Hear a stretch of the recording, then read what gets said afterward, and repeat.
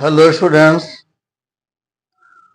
आज का जो हमारा टॉपिक है इकोनॉमिक्स का, मैक्रो इकोनॉमिक्स में, जैसा कि आपको पता है कि शॉर्ट रन इक्विलिब्रियम का सीरीज इन दिनों चल रहा है।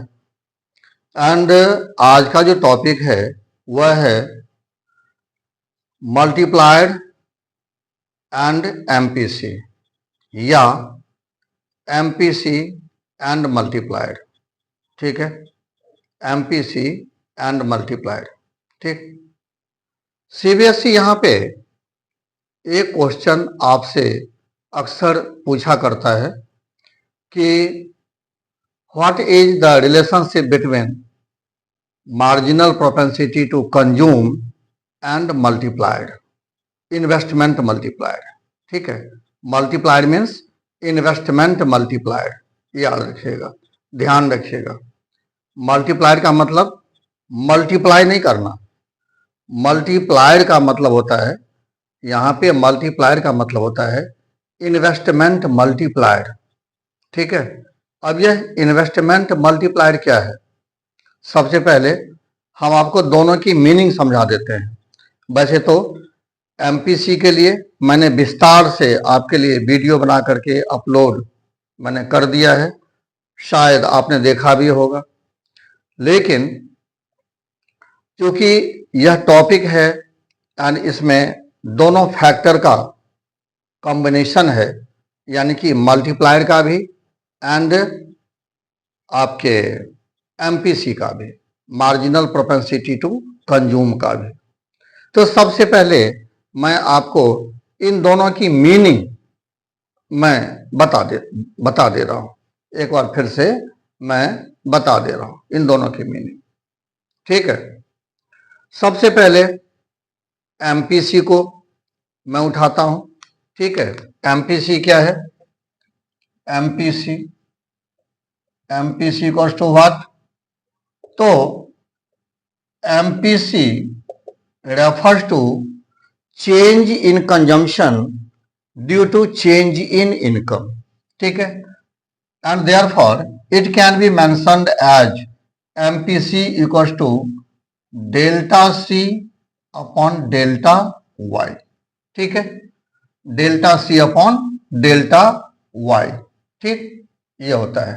अच्छा, एमपीसी को अगर आप एमपीएस के टर्म में लिखें, ठीक है, तो ये हो जाता है MPC equals to 1 minus MPS.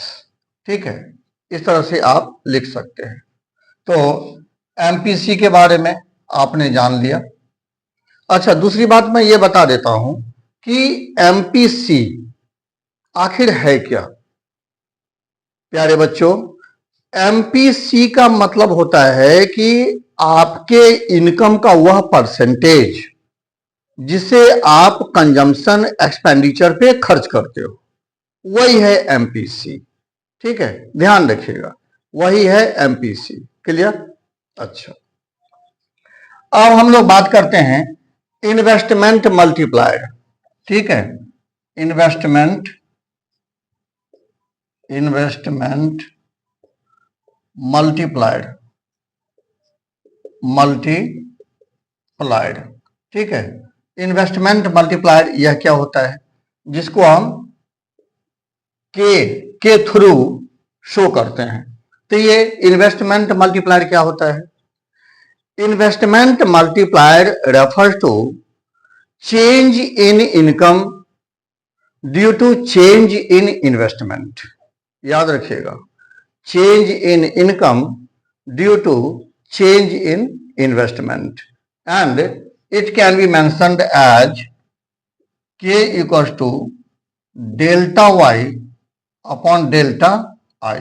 ठीक है, change in income due to change in investment. ठीक है, अच्छा, जो के है, के को हम दो तरह से लिख सकते हैं। के इक्वल्स टू, एक तो है delta Y upon delta I, दूसरा है K equals to 1 upon 1 minus MPC, and उसके बाद है एक और है K equals to 1 upon MPS। ये 3 तरह से हम इन्वेस्टमेंट मल्टीप्लायर को शो करते हैं, लिख सकते हैं, याद रखिएगा। ठीक है, इन तीनों फॉर्मूले का यूज अलग अलग होता है। जिस तरह का सिचुएशन बनेगा उस तरह का फॉर्मूला लगाया जाएगा। ठीक है, याद रखिएगा इसको। क्लियर? अच्छा, जहां तक फॉर्मूले की बात है, इस वीडियो के बाद जो दूसरा वीडियो मैं बनाऊंगा वह पूरे के पूरे फॉर्मूले बेस्ड ही बनाऊंगा। सारा का सारा फॉर्मूला जो है मैं आपके लिए इकट्ठा मैं दे दूंगा। ठीक है, सारा फॉर्मूला आपको इकट्ठा मिल जाएगा। सही? अच्छा, तो आपने एमपीसी के बारे में जान लिया, आपने इन्वेस्टमेंट मल्टीप्लायर के बारे में जान लिया। ठीक है, अब सवाल ये उठता है, अब मैं इसको बेटा इरेज कर रहा हूं, इसका स्क्रीनशॉट लेना हो तो ले लेना। ठीक है, हाँ मैं इरेज कर रहा हूं। ठीक, चलिए अब सवाल ये उठता है कि एमपीसी एंड मल्टीप्लायड में, इन्वेस्टमेंट मल्टीप्लायड में क्या रिलेशनशिप है, यानी कि किस प्रकार से एमपीसी इन्वेस्टमेंट मल्टीप्लायर को अफेक्ट करता है। ठीक है, क्या रिलेशनशिप है। ठीक, तो मैं इसके लिए यहां पर टॉपिक मैं लिख देता हूं, रिलेशनशिप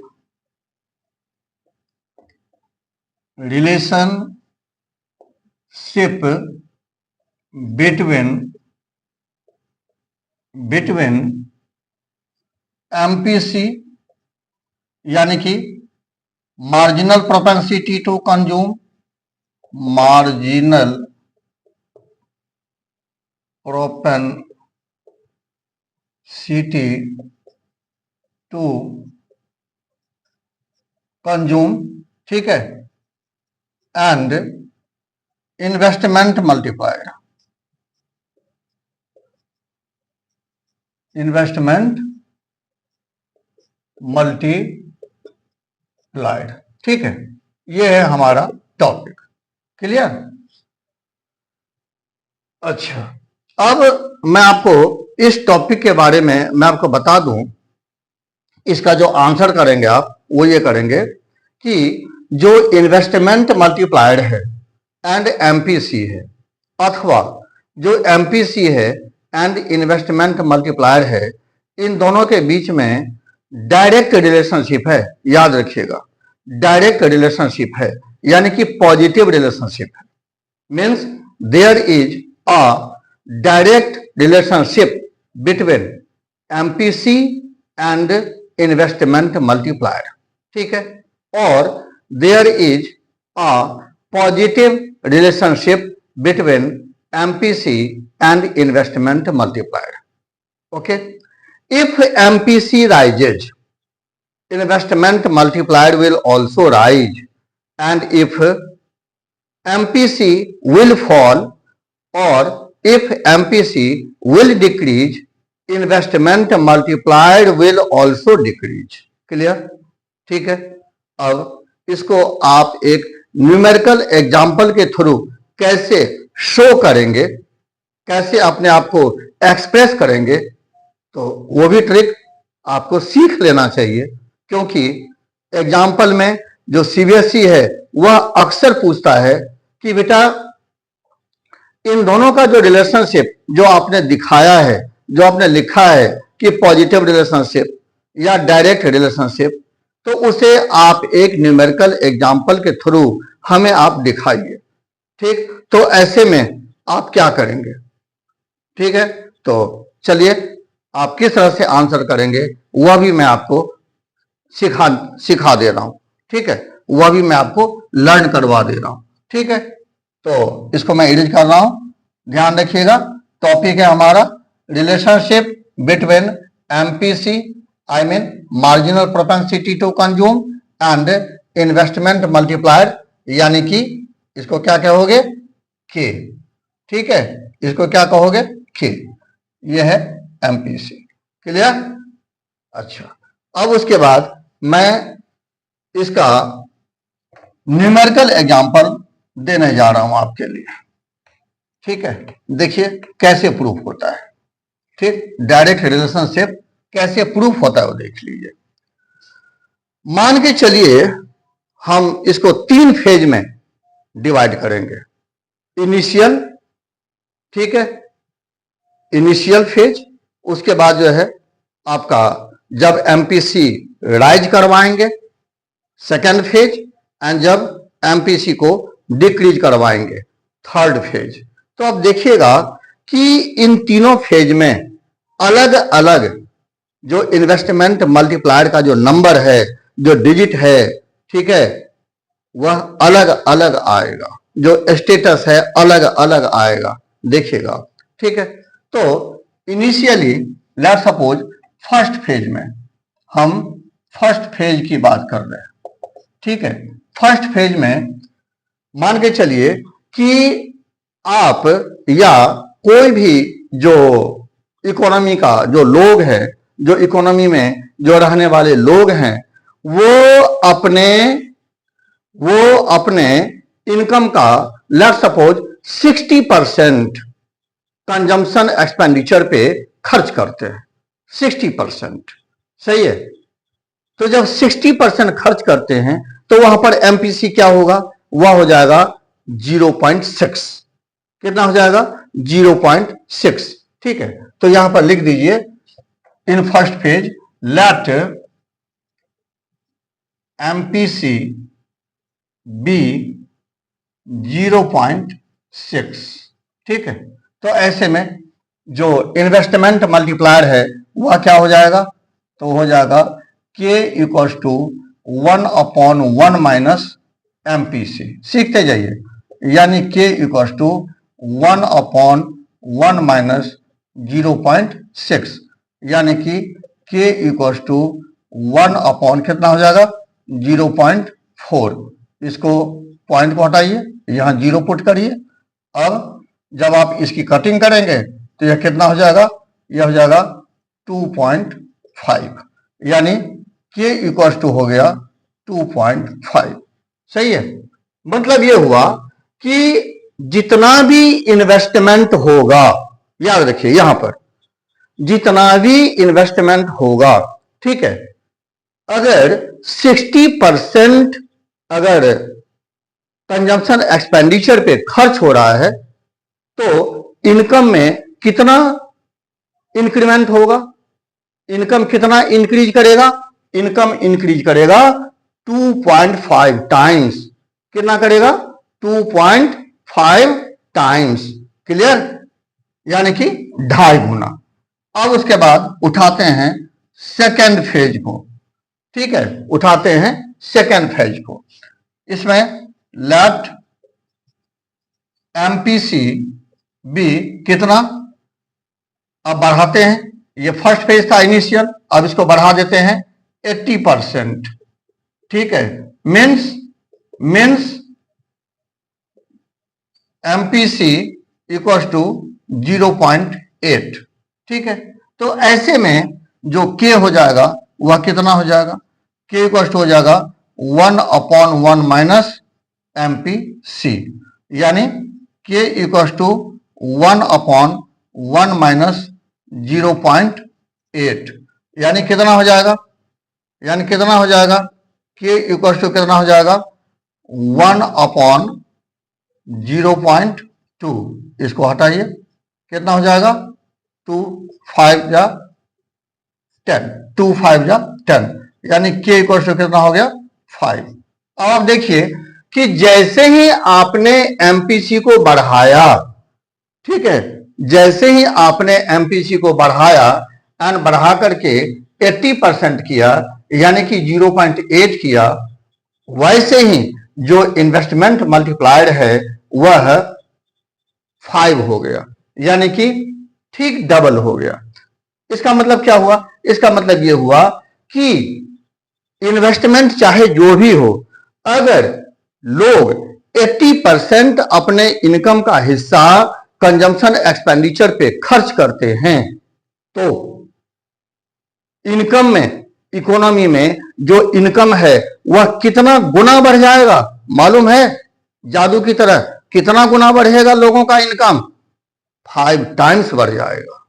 देख लीजिए इसका कमाल, एमपीसी का कमाल देखिए, 5 टाइम्स ये लोगों के इनकम को बढ़ा देगा। करेक्ट। अब आते हैं फेज नंबर 3 पे। ठीक है, फेज नंबर 3 पे मैं यहां पर ले रहा हूं। ठीक है, फेज नंबर 3 पे आते हैं, यहां पर मैं ले रहा हूं 3। ठीक है, इसमें लेट एमपीसी बी कितना 40%, यानी कि एमपीसी इक्वल टू 0.4। ठीक है, पहले 60%, फिर 80% एंड उसके बाद जो है अब 40% कर दीजिए। ठीक है, अब आप क्या करें, 40% कर दें। सही है, 40% करके देखिए कितना होता है, मल्टीप्लाई कितना होता है। तो इसमें k इक्वल टू हो जाएगा 1/1 माइनस MPC, यानी 1/1 माइनस 0.4। ठीक है, यानी ये हो गया 1/0.6। इसको हटाइए, कितना हो गया 10/6। ये कितना हो जाएगा, तो 6 से इसको डिवाइड करिए, 6 से 10 को डिवाइड करिए, कितना हो जाएगा 1 जा 4, ये हो जाएगा 6 6 जा, फिर हो जाएगा 4 6 6 जा, इस तरह से। यानी ये हो गया आपका 1.66। ठीक है, 6 पे रेकरिंग डाल दीजिए, यानी कि ये इक्वल टू हो जाएगा के इक्वल टू कितना हो जाएगा 1.67। ठीक है, राउंड फिगर में। तो आपने यहां पर क्या देखा, यहां पर आपने ये देखा कि जैसे ही एमपीसी यानी परसेंटेज ऑफ कंजम्पशन एक्सपेंडिचर जैसे ही कम हुआ, डिक्रीज हुआ, एंड यह डिक्रीज होकर के कितना हो गया 40%, डिक्रीज होकर के कितना हो गया, आपने कितना कर दिया 40%। वैसे ही जो मल्टीप्लायर का जो स्केल था वह भी गिर करके डिक्रीज होकर के कितना हो गया 1.67। यानी कि इससे प्रूफ होता है कि अगर इन्वेस्टमेंट मल्टीप्लायर को बढ़ाना है, यानी कि income level of the people को बढ़ाना है, तो कंजम्पशन एक्सपेंडिचर का जो परसेंटेज है यानी कि एमपीसी है उसे भी बढ़ाना होगा। ठीक है, क्लियर। यानी कि साफ जाहिर है कि अगर एमपीसी बढ़ता है तो इन्वेस्टमेंट मल्टीप्लायर भी बढ़ेगा। ठीक है, एंड अगर एमपीसी घटता है तो इन्वेस्टमेंट मल्टीप्लायर भी घटेगा, यानी कि जो लोगों का इनकम है इनकम लेवल भी घटेगा। ठीक है, तो इस तरह से मुझे उम्मीद है कि आपको ये पूरा का पूरा वीडियो समझ में आया होगा एंड ये आप जान चुके होंगे कि एमपीसी एंड इन्वेस्टमेंट मल्टीप्लायर में क्या रिलेशनशिप है। दूसरे शब्दों में आप कह सकते हो कि किस प्रकार से एमपीसी इन्वेस्टमेंट मल्टीप्लायर पे इफेक्ट डालता है। ठीक है, how does MPC affect the amount of investment multiplier. सही है, तो उम्मीद है कि अगर इस तरह से सीबीएसई आपके लिए क्वेश्चन अगर पुटअप करता है तो शायद आप आराम से इसे लिख ले जाओगे एंड अच्छे नंबर लाओगे। ठीक है, तो फिर अपने लोग मिलते हैं दूसरे वीडियो में दूसरे टॉपिक के साथ। Thank you for watching. तब तक के लिए जय Hind, Vande Mataram, all the best.